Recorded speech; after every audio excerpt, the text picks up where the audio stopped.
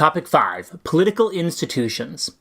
An important part of studying comparative government and politics is developing an understanding of political institutions, which are structures of a political system that carry out the work of governing. Some governments have much more elaborate structures than others, but these structures often have similarities across cultures.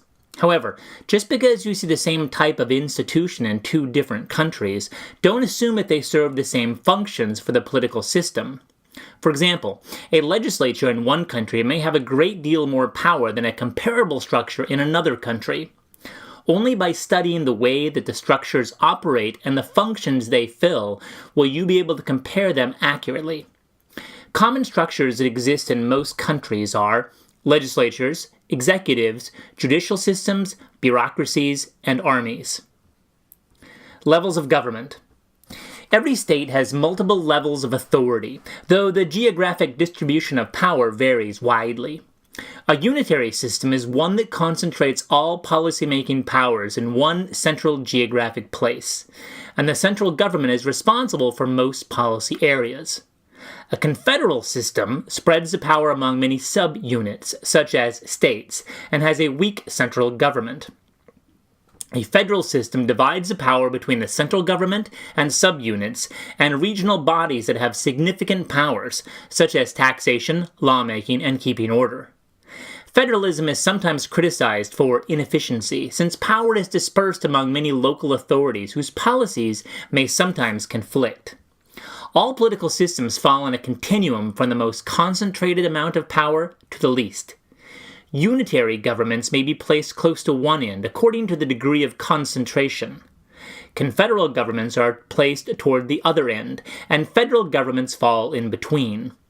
Most countries have unitary systems, although of the 6 core countries, Britain is devolving some power to regional governments, and Russia, Mexico, and Nigeria have federalist structures. In recent years, state governments in Mexico have gained some autonomy from the central government, so that a real dispersal of power appears to have taken place. International organizations and globalization.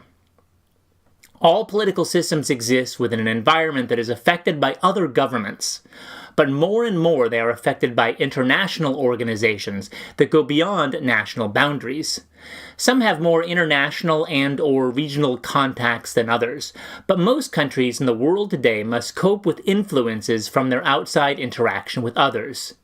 These organizations reflect a trend toward integration, a process that encourages states to pool their sovereignty in order to gain political, economic, and social clout.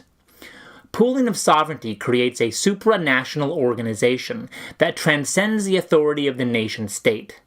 Integration binds states together with common policies and shared rules.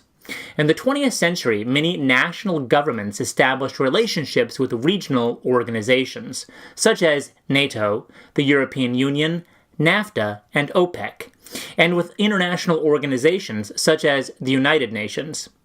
Most international organizations currently do not challenge national sovereignty, although the European Union illustrates a supranational organization with a great deal of authority over its member states. These international organizations reflect the phenomena of globalization, an integration of social, environmental, economic, and cultural activities of nations that has resulted from increasing international contacts. Political globalization is a counter-trend to the organization of political power by states, and it complicates the ability of states to maintain sovereignty since it binds them to international organizations that take responsibility for tasks that national governments normally conduct. Globalization has changed the nature of comparative politics, largely because it breaks down the distinction between international relations and domestic politics, making many aspects of domestic politics subject to global forces. Likewise, it also internationalizes domestic issues and events. Economic globalization intensifies international trade, tying markets, producers, and labor together in increasingly extensive and intensive new ways. Economic globalization also integrates capital and financial markets around the world so that banking, credit, stocks, and foreign direct investments, purchases of assets in a country by a foreign firm, are increasingly interrelated. Because globalization deepens and widens international connections, local events, even small ones, can have ripple effects throughout the world. Perhaps most apparent is the effect of technology and its ability to ignore national boundaries. The internet allows news from every corner of the globe to rapidly spread to other areas, so that what happens in one place affects other parts of the world. On the other hand, many political scientists point out a counter trend, fragmentation, a tendency for people to base their loyalty on ethnicity, language, religion, or cultural identity. Regional international organizations may be seen as evidence of fragmentation because they divide the world into superblocks that often compete with one another. Although globalization and fragmentation appear to be opposite concepts, they both transcend political boundaries between individual countries. Modern challenges to the nation-state configuration. Nation-states have always had their challenges, both internal and external, but today, new international forces are at work that have led some to believe that the nation-state political configuration itself may be changing. Is it possible that large regional organizations, such as the European Union, will replace the smaller state units as a basic organizational models? Or will international organizations, such as the United Nations, come to have true governing power over the nation-states?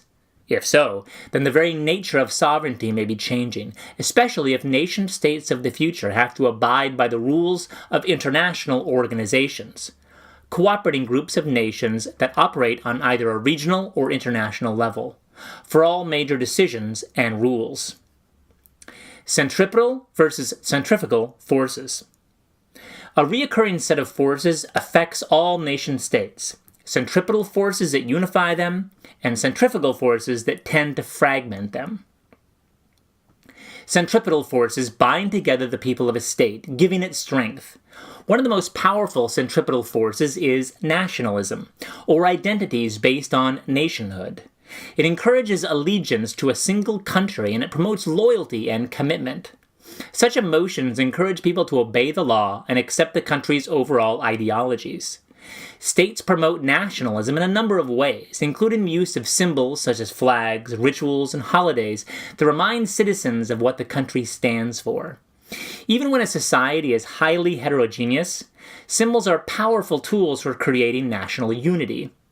Institutions, such as schools, the armed forces, and religion may also serve as centripetal forces.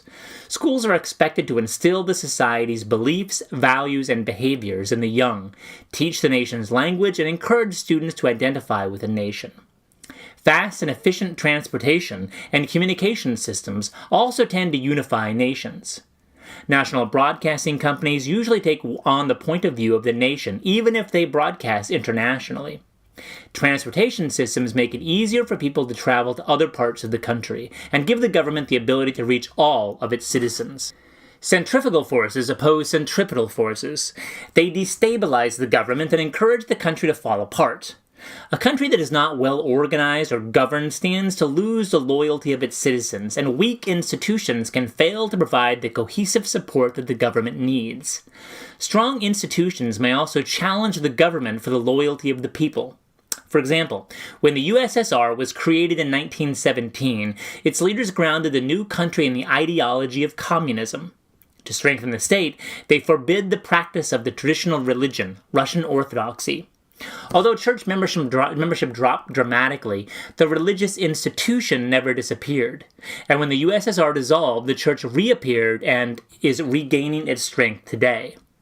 The church was a centrifugal force that discouraged loyalty to the communist state. Nationalism, too, can be a destabilizing force, especially if different ethnic groups within the country have more loyalty to their ethnicity than to the state and its government. These loyalties may lead to separatist movements in which nationalities within a country may demand independence. Such movements served as centrifugal forces for the Soviet Union, as various nationalities, such as Lithuanians, Ukrainians, Latvians, Georgians, and Armenians, challenged the government for their independence. Other examples are the Basques of northern Spain, who have different customs and language from others in the country, and the Tamils in Sri Lanka, who have waged years of guerrilla warfare to defend what they see as majority threats to their culture, rights, and property. Characteristics that encourage separatist movements are a peripheral location and the existence of social and economic inequality. One reaction states have had to centrifugal forces is devolution, or the tendency to decentralize decision-making to regional governments. Britain has devolved power to the Scottish and Welsh parliaments in an effort to keep peace with Scotland and Wales. As a result, Britain's unitary government has taken some significant strides toward federalism, although London is still the geographic center of decision-making for the country. Devolution. Ethnic, economic, and spatial forces. Devolution of government powers to sub-governments is usually a reaction to centrifugal forces, those that divide and destabilize. Devolutionary forces can emerge in all kinds of states, old and new, mature and newly created. We may divide these forces into three basic types. 1. Ethnic forces. An ethnic group shares a well-developed sense of belonging to the same culture. That identity is based on a unique mixture of language, religion, and customs. If a state contains strong ethnic groups with identities that differ from those of the majority, it can threaten the territorial integrity of the state itself. Ethno-nationalism, the tendency for an ethnic group to see itself as a distinct nation with a right to autonomy or independence, is a fundamental centrifugal force promoting devolution. The threat is usually stronger if the group is clustered in particular spaces within the nation-state. For example, most French Canadians live in the province of Quebec, creating a large base for an independence movement. If ethnically French people were scattered evenly over the country, their sense of identity would be diluted, and the devolutionary forces would most likely be weaker. Devolutionary forces in Britain, centered in Wales, Scotland, and Northern Ireland, have not been strong enough to destabilize the country, although violence in Northern Ireland has certainly destabilized the region. Ethnic forces broke up the nation-state of Yugoslavia during the 1990s, devolving into separate states of Slovenia, Croatia, Bosnia, Macedonia, and Serbia-Montenegro. 2. Economic forces. Economic inequalities may also destabilize a nation-state, particularly if the inequalities are regional. For example, Italy is split between north and south by the Ancona line, an invisible line extending from Rome to the Adriatic coast to Ancona. The north is far more prosperous than the south, with the north clearly part of the European core area and the south part of the periphery.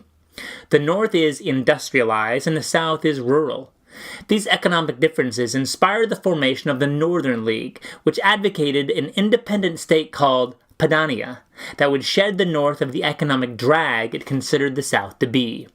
The movement failed, but it did encourage the Italian government to devolve power to regional governments, moving it toward a more federal system. A similar economic force is at work in Catalonia in northern Spain, with Catalonians only about 17% of Spain's population, but accountable for 40% of all Spanish industrial exports. 3. Spatial forces. Spatially, devolutionary events most often occur on the margins of the state. Distance, remoteness, and peripheral location promote devolution, especially if water, desert, or mountain separate the areas from the center of power, and from neighboring nations it may support separatist objectives. For example, the United States claims Puerto Rico as a territory and has offered it recognition as a state. However, Puerto Ricans have consistently voted down the offer of statehood, and a small but vocal pro-independence movement has advocated complete separation from the U.S. The movement is encouraged by spatial forces. Puerto Rico is an island in the Caribbean, close to other islands that have their independence.